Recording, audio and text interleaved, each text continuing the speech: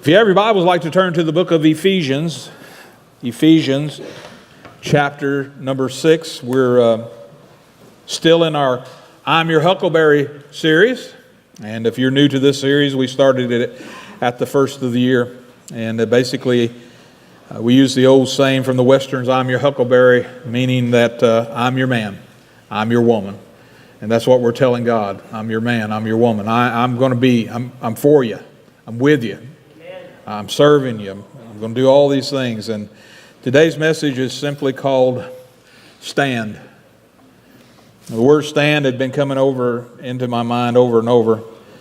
I like to use the terminology when my mind goes into neutral. Anybody ever have your mind go into neutral every once in a while? When everything finally quits, all the wheels, all the stuff quits going, and you can kind of go into neutral. And every time I did, the word stand would come to my mind. So I began to study what that means, and I believe I've got a word from God for you today. Ephesians chapter 6, we'll begin with verse number 10. I'm going to read from the NLT, and then I'm going to switch over to part of it in the New King James Version, just for emphasis on a couple things. Everybody got it? Anybody still looking? We'll wait on you if you are. If you're not, we're going to read Ephesians 6, verse number 10, a final word. Be strong in the Lord and in His mighty power. Put on all, A-L-L, of God's armor, so that you will be able to stand firm against the strategies of the devil.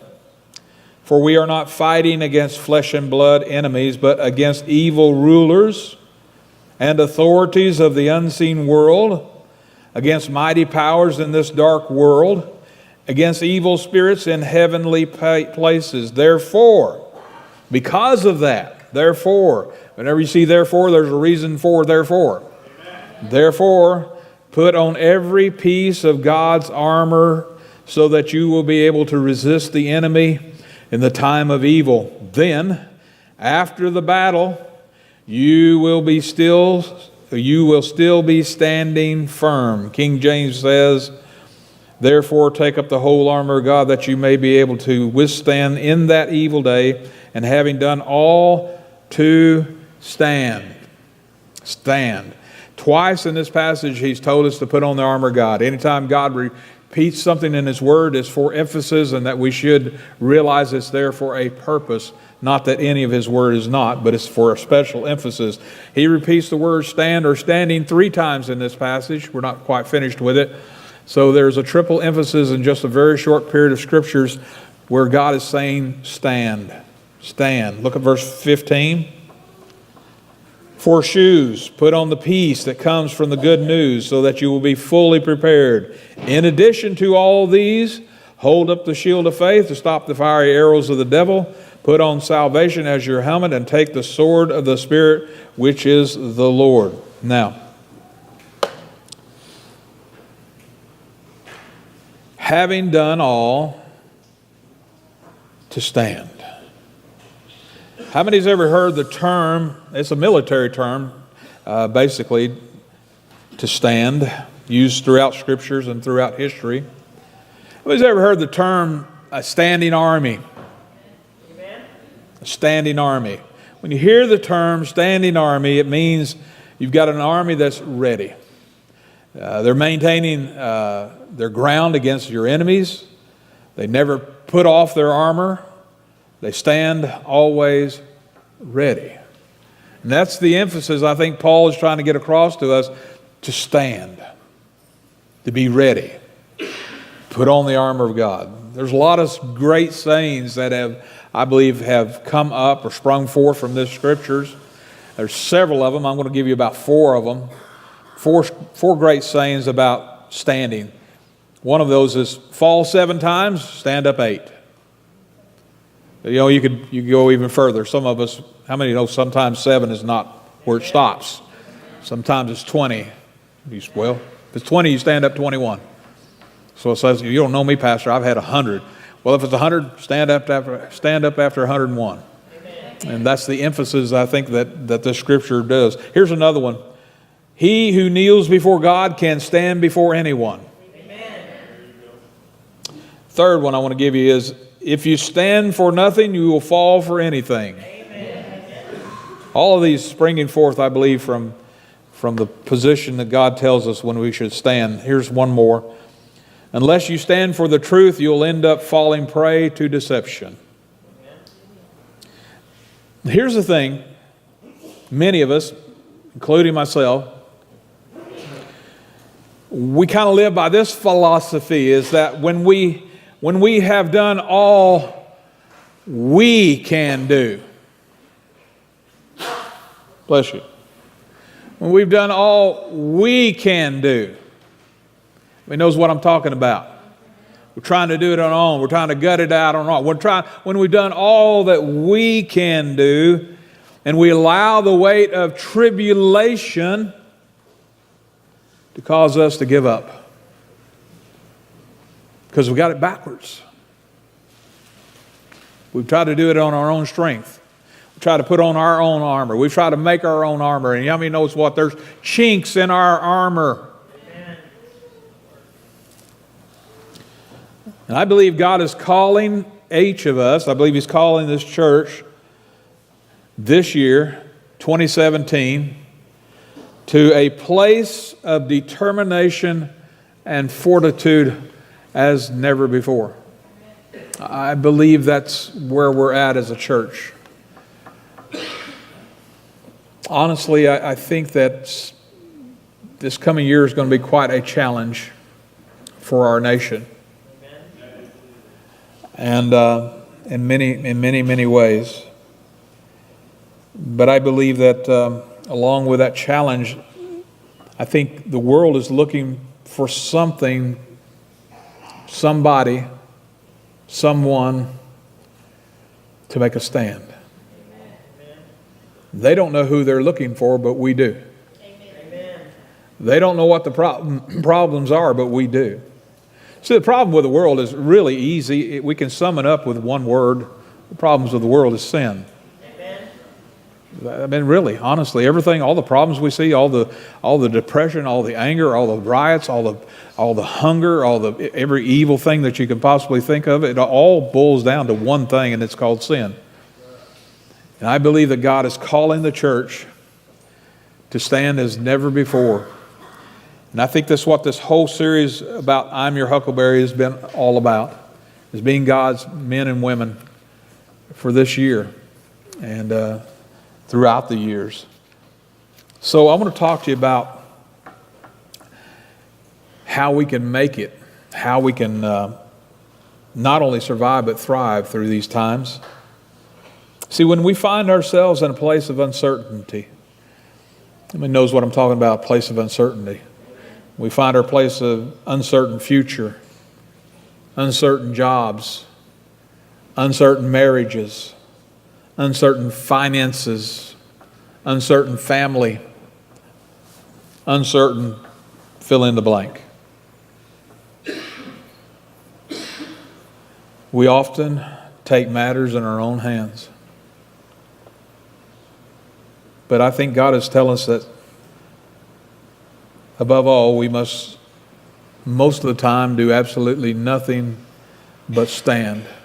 And when I say nothing, I don't mean that we don't have a part in this, but we try to take on what we can't take on. I think God is trying to get it into our way of thinking that He's got a plan for what needs to happen in our lives. What to do, what to do, what to do, what to do. So much of the time we walk out and face the world and face our day naked. Amen. Now, y'all didn't quite react the way the first service did. Maybe y'all are a little more sanctified than they are, but Pastor, you talk about walking out naked. What kind of neighborhood do you live in? Make sure what time does all this happen? I want to make sure I want to avoid coming through your neighborhood when this all happens. But I'm talking about being naked spiritually. Amen. Being naked spiritually. We walk out of our homes. We walk out of our homes so many times naked spiritually. And we walk out without armor. We walk out without protection. And I believe God is calling us and just pleading with us, get your armor on. Get your armor on. And I think I want to show you why that. Because the enemy is looking for weaknesses. I told the first service, and I'll tell you too, that if you've deluded yourself into thinking you don't have any weaknesses, you are a prime candidate for him. Amen. Because we all have them. We've all got weaknesses. We have bents towards certain things that if the enemy hasn't figured it out, he's looking. He's looking. I want to do a little illustration for you, and you guys that were here in the first service, somebody's been biting on this pencil. It's got teeth. This brand new pencil has got teeth marks all over it. Anyway, can't tell that I'm OCD, can you? Or what is that? An OCD. I am that too. But how many believes that I can balance this pencil on the edge of this pulpit? If you were here earlier, you can't raise your hand. You're giving it away. Fact of the matter is, and as I told first service as well, I am balancing it on the edge of this platform or this pulpit. I'm holding it up. But I'm balancing it. You see, we're no different from this pencil. When we try to go out without God's armor supporting us, we would be just like, how many knows this pencil cannot stand on its own? It will not stand on its own, but I can help it. And see, we can't stand on our own either, because when we do, we simply fall over and over and over again.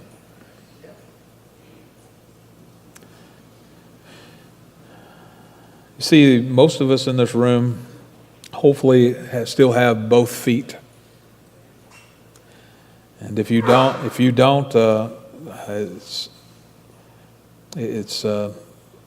a tragic thing. But if you have both your feet, you still can't stand on your own. You realize that it's God's grace and power that allows you to stand every day anyway? Every day that you slip over the edge of your bed and stand to your feet, it's only by God's grace and power. In fact, it's only by God's grace and power that we breathe every breath that we breathe.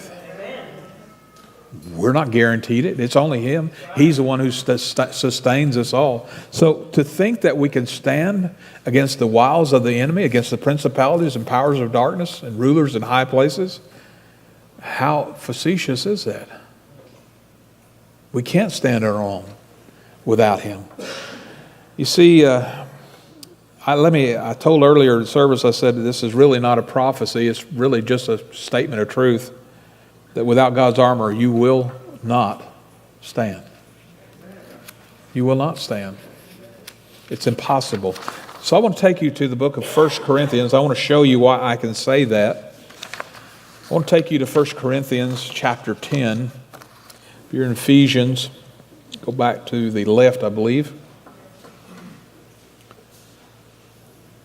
1 Corinthians chapter 10, I want to show you why that's true. I want to show you what Paul has to say about that. When we think that we can stand on our own, look what he says in verse number 12, 1 Corinthians 10, verse 12. He says, if you think you are standing strong, how many knows that sometimes we think we got the world by the tail? You know, sometimes we think that we're invincible, especially when you're younger. If you're 30 years old or younger, you probably think you got an S on your T-shirt or on your chest.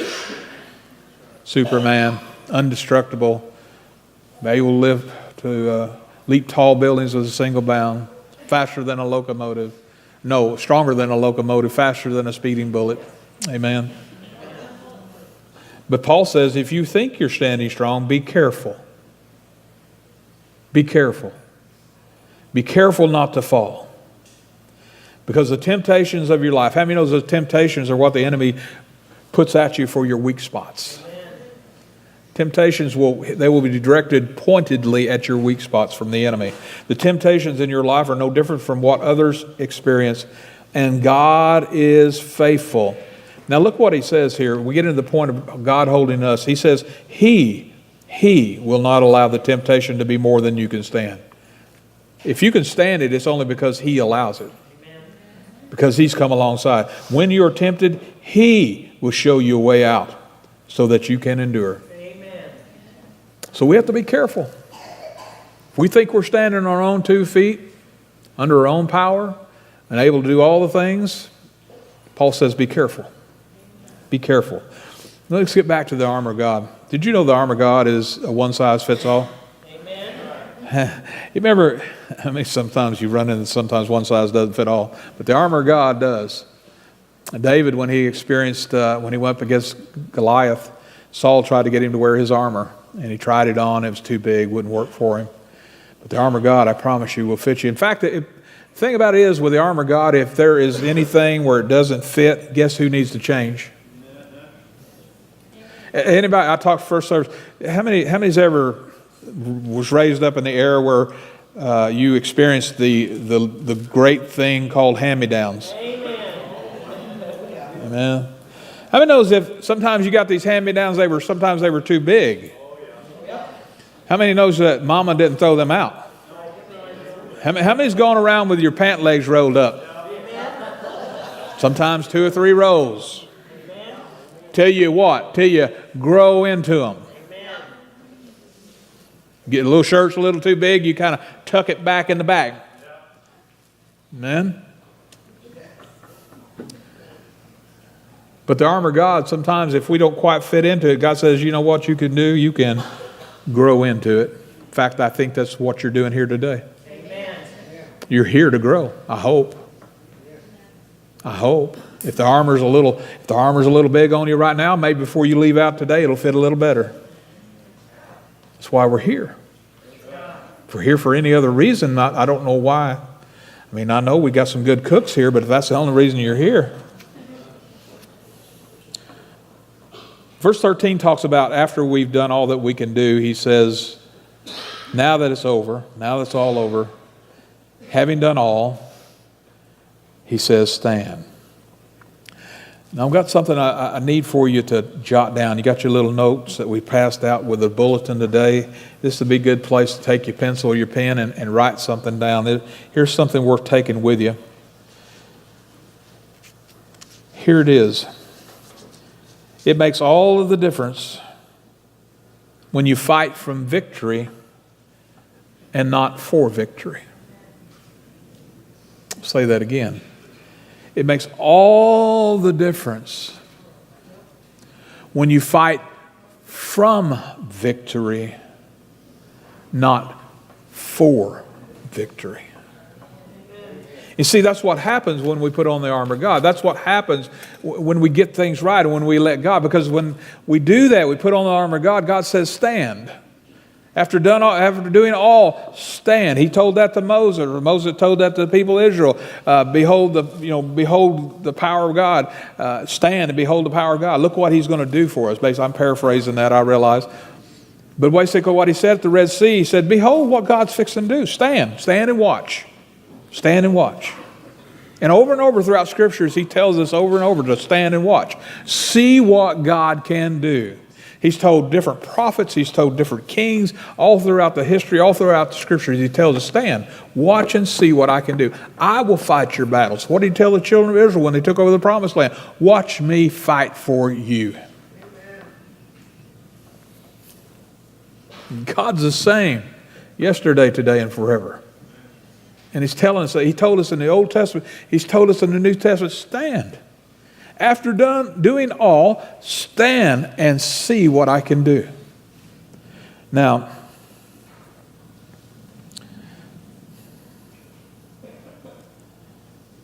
when we do that, when we have God's armor on, here's the neat thing about it. It's worth jotting this down. When we have God's armor on, the enemy won't see you. We say, Pastor, is it camouflage? Sort of. Sort of like camo. It's kind of like camo. You saying we put on God's armor and the enemy won't see us? That's exactly what I'm saying, because all he will see is God. He won't see you. He'll see him.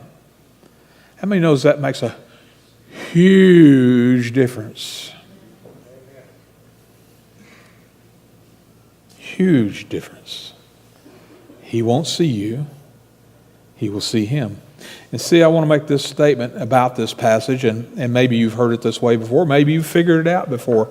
But I think for some of you, it may be the first time you've heard this. This armor we're talking about, it's Jesus.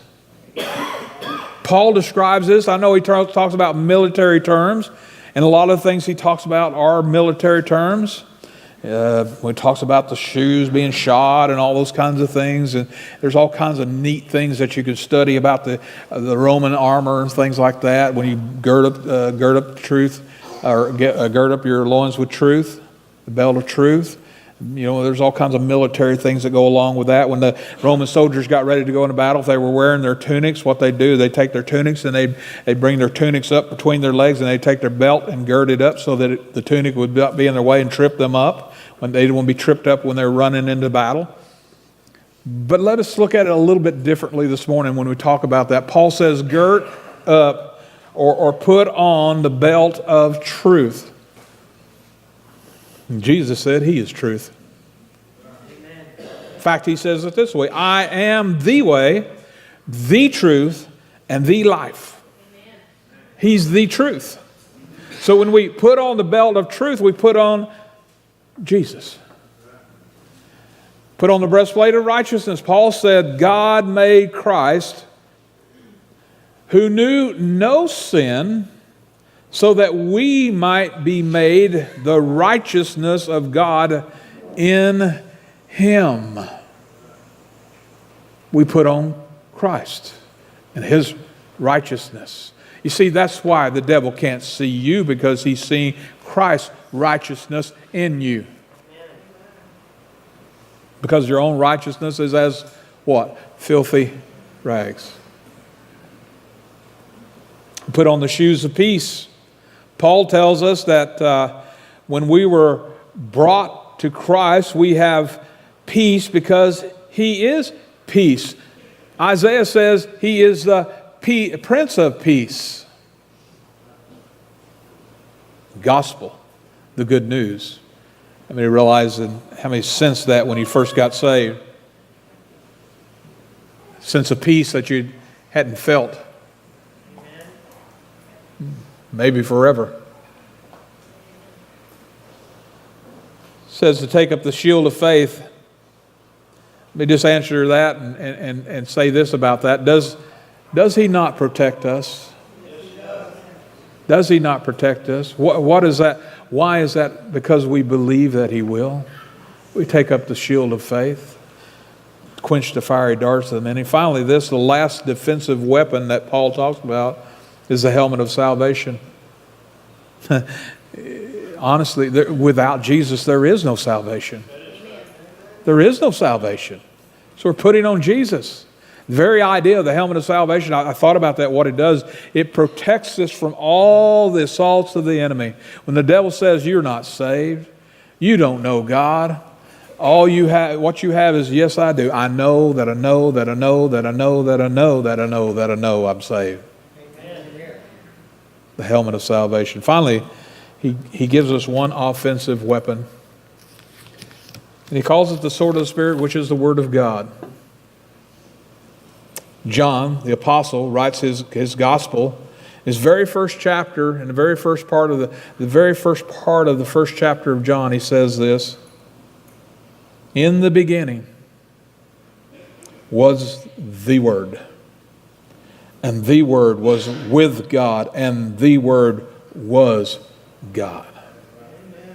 See, we put on Jesus. We put on Jesus. That's how we're able to overcome the difficulties in life. All the things, all the disturbances, all the things that are coming up against you, that's how we're able to stand against them. That's how we're able to stand and say, you know what, God, I can't do it, so I'm going to watch you do it. God, I can't get my husband saved, but you can. I can't get my children saved, but you can. I can't get my daughter delivered, but you can. I can't convince my friends that Jesus is the only way, but you can. Having done all, stand. And behold what God can do.